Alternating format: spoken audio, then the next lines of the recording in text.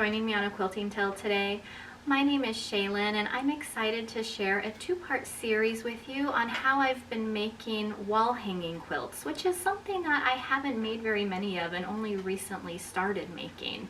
And I've discovered that they're a lot of fun to make because you can go through the entire quilting process in just a couple days, maybe even less if you really buckle down and get it finished. But they're also nice because you can practice your free motion quilting skills without the intimidation or risk of feeling like you're going to mess up a whole big quilt that you've spent weeks or months putting together. And so it's a little more low stake, which is nice. And I've made a couple recently that I've been really happy with the free motion results of, and I wanted to share in the second video how I've been free motion quilting those and just some things I've learned along the way. And in this video I'm going to focus on some organization and piecing tips that I've found helpful so far. I'll also show you how I make the quilt sandwich to be prepared for free motion quilting, and a technique I learned for hanging the quilt. So it was really easy, it works very well. So I'm excited to just dive right into that in this video, and then like I said in part 2 we'll look more specifically at the free motion quilting. So before we go into how I've been making these wall hangings, I want to share with you what I've been making. You may have seen in my more recent progress video a vintage truck of the month quilt. This is an Erica Arndt pattern from confessionsofahomeschooler.com, and she has a pattern for each month of the year. I've made September and October so far. I'm getting ready to do November, and this has been a very easy pattern to put together, and like I said, very satisfying. It comes together quickly. It's a great use of scraps, not only scrap fabric but scrap batting as well. And so this is the one that I'll be showing you in the video how I put together. I'm not going to do a tutorial on how I pieced it, but just some piecing tips that I've kind of found helpful along the way. And then I'll show you how I got through the process all the way to binding, skipping over the free motion quilting for the next video. So let's go ahead and get right into those first tips. I wanted to capture all the pieces before I put them together and do the quilting of this wall hanging, and just share a few organizational tips. A viewer had asked before in the comment section of a video just to know how I organize my piecing or what my process is, and so I wanted to share with something like this that has, as you can see, a lot of individual pieces. Something that's really helpful is labeling them, and I have those little alphabetties, but I did not have enough for this number of pieces. And so these little labels here, these are Avery labels, 58160. I just would write the numbers or letters on them and cut little pieces of them off to label and keep them all straight. Another thing when cutting these pieces is I would look for pieces that have a similar dimension. So if I have 2.5 inch by 11.5 or whatever it is, and another that's 2.5 by 15, they both have 2.5 in common, and so I would just cut 2.5 inch strips and then subcut them into the pieces that I need. That works well if you have non-directional fabric. Finally, I would start with my largest pieces first, whichever ones are the widest. If I'm using that as a common dimension, I'd start with those first, and then they'd gradually taper down to the thinner pieces, and you usually have enough left at the end where you don't come down and just have a skinny piece remaining and realize you need something that's thicker. And so I would just start with the larger pieces, even if they're out of the ABC order of the pattern. Let's go ahead and turn this into a wall hanging now. Here's my finished quilt top here with September, and I have it outside on this old cutting mat because I'm going to spray baste it, and I just like to do the spray adhesives outside. But before I do that, I just thought I'd show you some of the fabrics up close, and I'll see what I can remember here. A lot of these were from scraps. So the background I used on this was All Hallows Eve by Fig Tree and Company, and this is the natural dot. I believe it's called Ghost. And over here I also use some of the orange All Hallows Eve in the sunflower.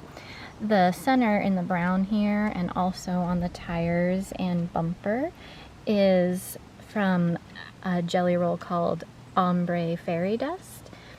And this yellow here I only had a few scraps of. I've had this one for a long time, so I don't remember what that one's called.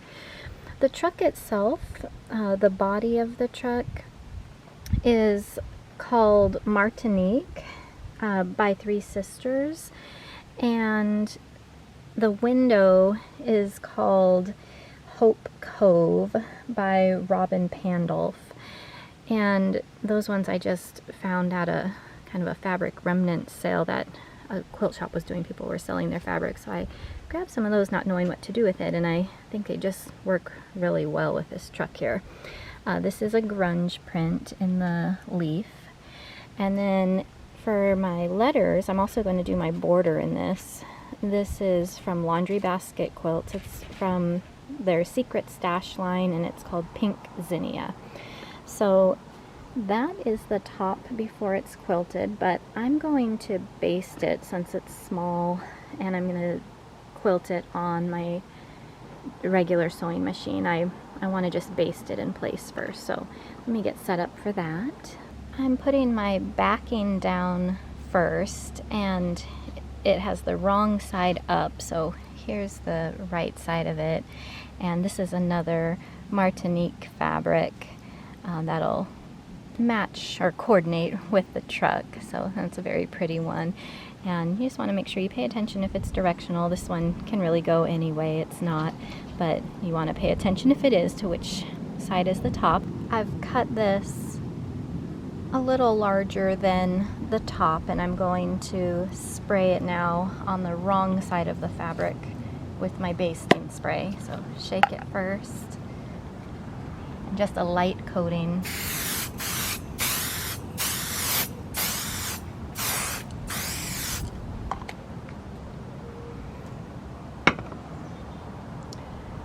And then I will put the batting down.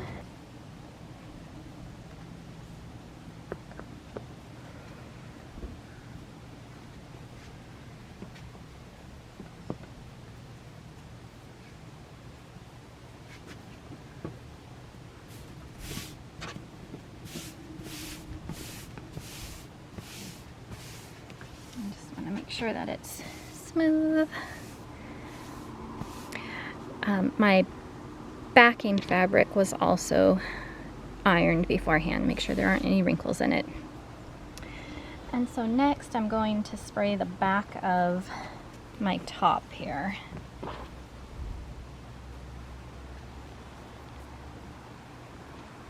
Same thing, just a few inches away.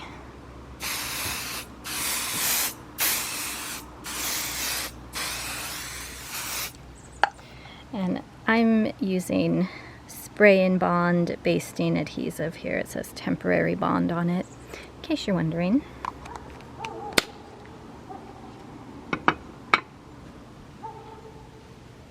I just want to make sure that this is centered so there's plenty of batting and backing on each side.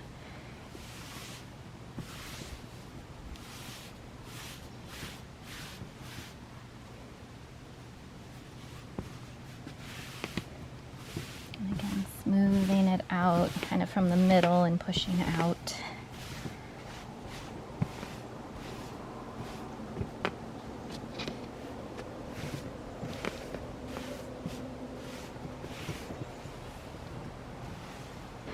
One other thing before you start quilting is just check. I can see the top is smooth because I pressed it down here, but I also would want to just flip over and look at the back here and just make sure there aren't any big wrinkles in the back because we just pressed the batting on top. So make sure you check the back too. And this stuff is really like I said, the adhesive, you can pull it off and readjust, and there's still some stick left there. It'll all stay together. So just make sure you check both sides before you start quilting.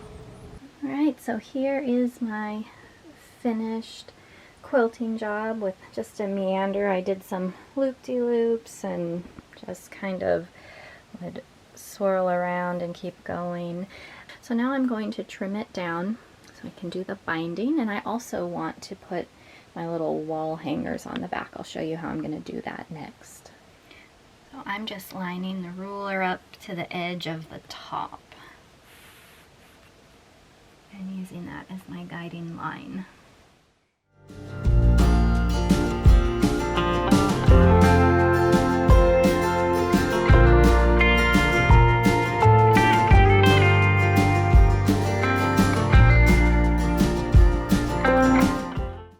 I start with two 5-inch squares and I fold them along the diagonal, and then I'll give them both a press with my iron.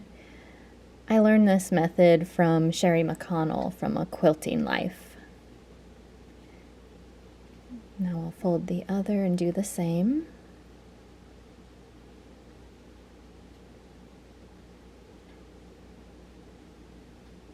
So I want to make sure that I have the top of the quilt oriented correctly, and I'm going to place my triangular pieces now in the upper corners and just make sure that they're aligned with the edges.